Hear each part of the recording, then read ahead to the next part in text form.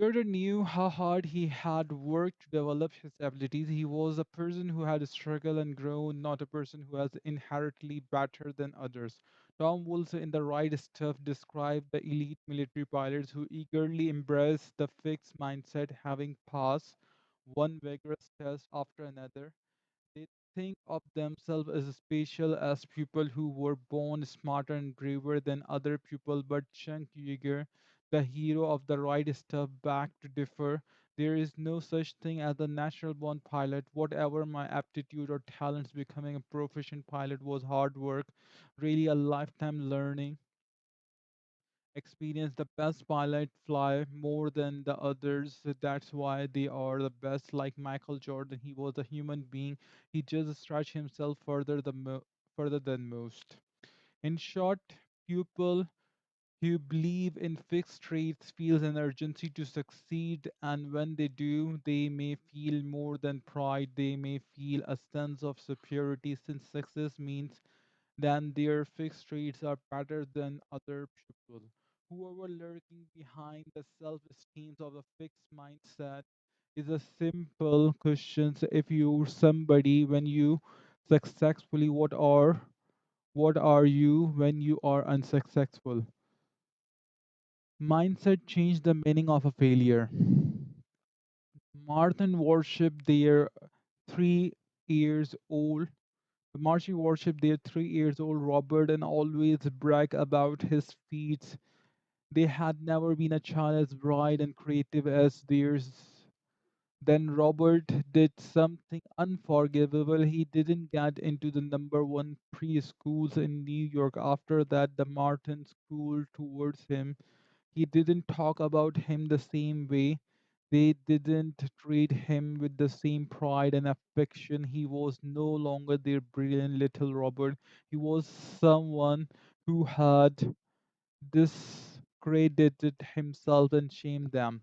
At the tender age of 3, he was a failure.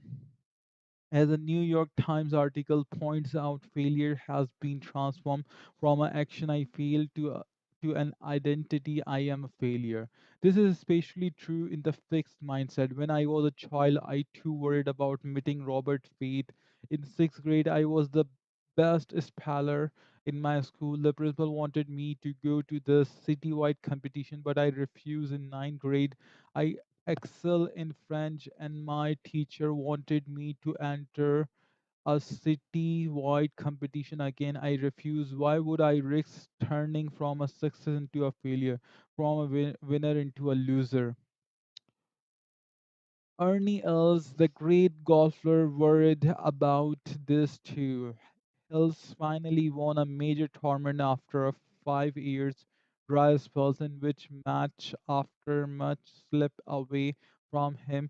What if he had lost his tournament too? I would have been a different person. He tell us he would have been a loser. Each April when the skinny envelopes, the rejections letters arrive from the college, countless failures are created coast to coast, thousands of billions young scholars become the girl who didn't get into Princeton's or the boy who didn't get into the Stanford.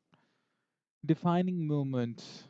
Even in the growth mindset, failure can be a painful experience, but it doesn't define you. It's problem to be faced, dealt with, and learned from.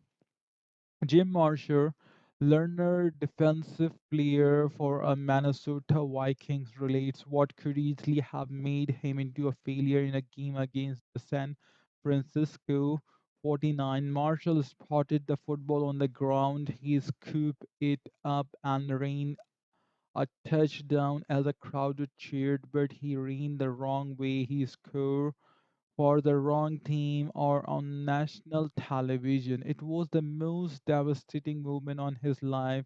The shame was overpowering, but during halftime, he thought, if you make a mistake, you got to make it right.